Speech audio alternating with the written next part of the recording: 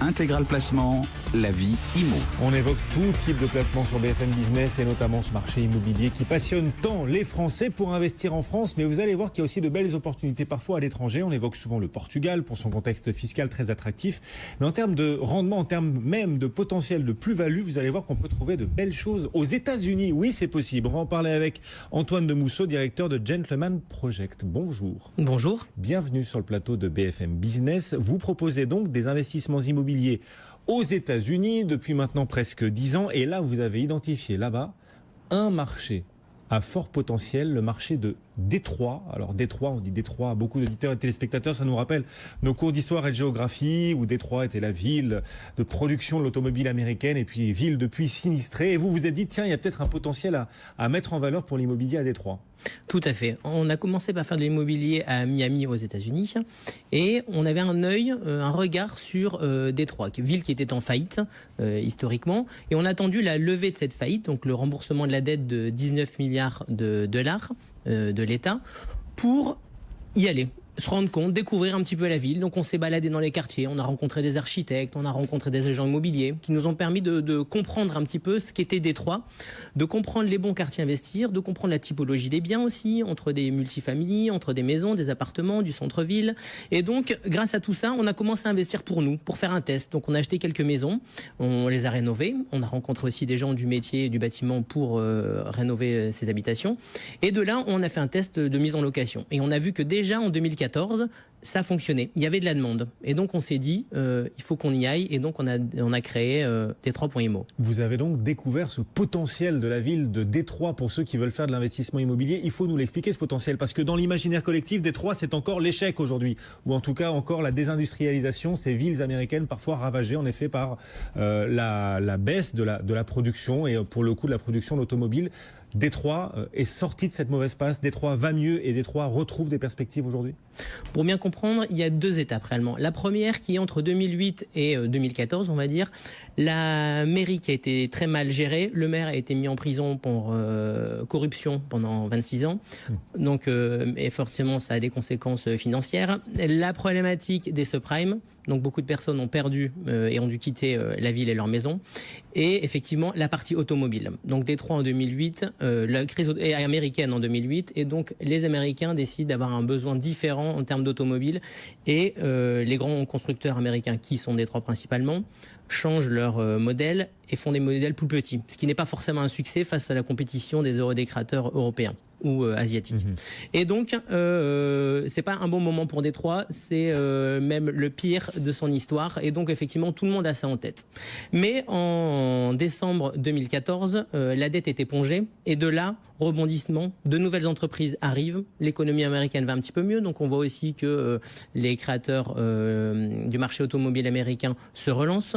Et des nouvelles startups commencent à arriver parce qu'effectivement, si on compare les prix du foncier entre San Francisco et Détroit, il n'y a pas photo. Et donc, forcément, il y a un intérêt direct pour les sociétés de s'installer là-bas. Le prix au mètre carré s'était tellement effondré que c'était devenu un argument, une attractivité en soi pour les entreprises pour venir se réinstaller à Détroit tant l'immobilier était peu cher. Exactement, on était 10 fois moins en termes de prix par rapport à l'autre côte. Et tout ça engendre de l'emploi. Et donc, on a réalisé qu'avec cet emploi, il y avait des familles qui revenaient dans Détroit et de là, un besoin forcément de se loger. Et donc, nos besoins, en fait, nous, les biens que nous proposons, donc des maisons de à peu près 120 mètres carrés, 3 chambres, correspondent à ces besoins. C'est pour ça que c'est... Allez-y. C'est vraiment le moment d'investir à Détroit pour réaliser une plus-value, parce qu'il est encore temps de gérer une rentabilité et en plus d'avoir la fiscalité américaine qui est intéressante. On va en parler de tout ça et vous nous direz quel est le potentiel de plus-value, le rendement qu'on peut attendre aussi d'un investissement à Détroit, puis si c'est facile depuis la France, quand on est français, d'investir là-bas. Juste un dernier mot sur le potentiel économique de Détroit, sur cette résurrection de la ville de Détroit. Les entreprises reviennent parce que l'immobilier est pas cher, mais parce qu'il y a aussi des perspectives. La géographie de Détroit est favorable justement pour profiter du nouveau profil de la croissance américaine. Les anciens entrepôts de fabrication d'automobiles attirent aujourd'hui les startups. Expliquez-nous à quoi elle ressemble cette nouvelle économie de Détroit. Est-ce qu'elle est durable? Est-ce qu'elle est durablement attractive cette ville de Détroit aujourd'hui? Effectivement, il y a des startups, mais il y a aussi tout type d'entreprises. Parce que la situation géographique de Détroit, c'est-à-dire est à côté de grandes villes, est pas très loin de New York, est à côté de Chicago. Donc on voit que géographiquement, et proche du Canada aussi, il y a du potentiel. Donc on voit beaucoup, en exemple de start-up, on a nommé Twitter qui est arrivé, il y a Amazon, et il y en a beaucoup comme ça qui s'installent. Mais il y a aussi tout un tas d'autres entreprises. D'un point de vue économique, les États-Unis ont investi énormément dans cette ville. Et ils attendent un retour sur investissement. Il y a eu un investissement sur Détroit de 19 milliards de dollars. 19 milliards de dollars pour rembourser la dette, plus un projet de 340 millions qui a permis réellement de relancer l'activité tout de suite. Et donc on voit ces effets. C'est-à-dire que des projets qui ont été mis en place il y a un peu moins de 4 ans, on va dire, commencent à sortir de terre. Et c'est là qu'on voit les résultats au quotidien dans la ville. À chaque fois qu'on emmène des clients potentiels là-bas, on découvre qu'il y a des choses qui sortent de terre un peu partout. Et donc, on sent vraiment le potentiel de cette nouvelle ville. Bon, alors justement, pour ceux qui veulent investir dans l'immobilier, expliquez-nous en quoi c'est un bon plan. Quel est le potentiel? Le prix au mètre carré aujourd'hui, est-ce qu'on peut en attendre dans quelques années compte tenu de cette demande qui monte à Détroit? Le prix du mètre carré aujourd'hui est un peu moins de $500 du mètre carré. On l'estime une hausse à 2 d'ici 5 ans. À même un petit peu plus, mais à $1 250 du mètre carré. En 4 ans, ça a déjà fait x4. Donc c'est exponentiel, mais à un moment donné, forcément, ça va se lisser par rapport au prix de marché. Ça justifie de par le fait d'une chute, effectivement, de l'immobilier ne valait plus rien. Donc voilà. Et là, on est en train de remonter tout doucement pour arriver à un prix de marché. Juste le temps entre les deux est lié pour moi de l'économie. C'est pas une ville touristique. Donc c'est une économie qui est liée de par l'impact économique et l'arrivée des entreprises et le développement économique qui va créer de l'emploi dans la ville. On voit que c'est ce qui se passe. Toutes les entreprises arrivent massivement dans Détroit. Bon, et potentiel de plus-value important, vous dites, sauf que si on est français, on a envie éventuellement d'investir à Détroit, pourquoi pas, pour réaliser une belle opération, mais pas forcément pour y vivre. Donc c'est pour de l'investissement locatif. C'est de l'investissement, c'est un placement financier. Ouais. Les personnes ne veulent pas vivre là-bas, et c'est très rentable. On arrive à avoir des rentabilités de entre 10 et 15% net. Je m'explique.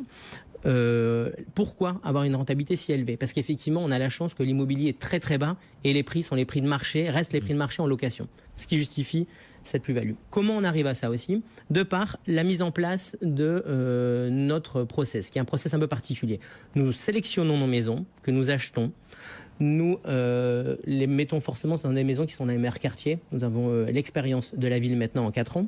Et nous travaillons avec différentes entreprises locales pour rénover de manière qualitative ces biens. De là...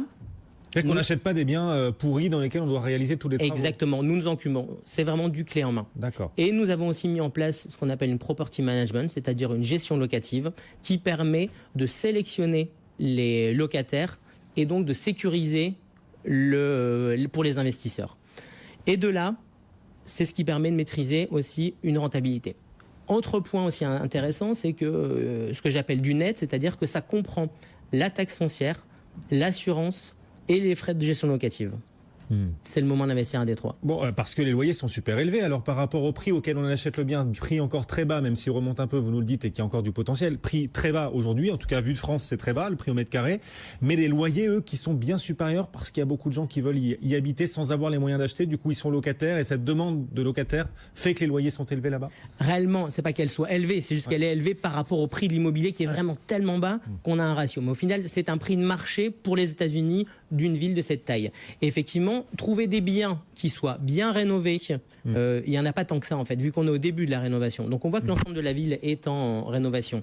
Mais on est au début. C'est pour ça qu'on arrive à avoir cette rentabilité. Bon, et la fiscalité américaine sur l'immobilier, c'est vrai qu'en France, on dit beaucoup que le gouvernement stigmatise les propriétaires, c'est souvent exagéré quand même. L'IFI, ça concerne peu de monde, mais enfin ceux que ça concerne, ça les dérange et c'est normal. La CSG qui monte aussi, c'est pas très favorable pour les propriétaires et surtout ceux qui font de l'investissement locatif en France. Là-bas aux États-Unis, la fiscalité est plus favorable pour ceux qui investissent? Elle est intéressante effectivement. Dans l'idée, quand vous êtes les investisseurs français, créez une LLC, c'est-à-dire c'est l'équivalent d'une SCI en France. De là, cette LLC va être propriétaire du bien. Ce bien va ramener des loyers et donc on va faire le bilan en fin d'année comptable des revenus. Ces revenus, il existe pour les LLC, un abattement pour les petits résultats. Et donc, la typologie de nos biens entre dans ce cadre. Et donc, en fait, nous sommes dans la zone d'abattement. Donc, il n'y a pas d'imposition à payer sur les LLC. Néanmoins, les Français doivent déclarer les revenus à l'étranger dans leur fiche de revenus en France. Et de là, il y a une convention de non-double imposition entre la France et les États-Unis qui permet de ne pas payer. Si vous ne payez pas d'impôt aux États-Unis, vous n'en payez pas en France non plus. Et ben voilà, les clés donc pour investir aux États-Unis, les clés fiscales et un exemple de ville à fort potentiel qui revient loin, Détroit. Faut convaincre sa banque quand même, une banque française, d'investir à l'étranger. C'est pas évident d'obtenir un crédit, un financement. Tout à fait. Ouais. C'est même pas simple du tout. Dans l'idée, nous sommes sur des investisseurs qui ont du cash pour investir. Maintenant, ce qui est intéressant, c'est que c'est des petits budgets. Les maisons moyennes rénovées sont à 50 000 €. Donc, ce qui permet d'avoir un panel large d'investissement, chose qu'on ne peut pas faire en France pour 50 000 €. 50 000 € à Paris, vous avez 5 mètres carrés. Bon.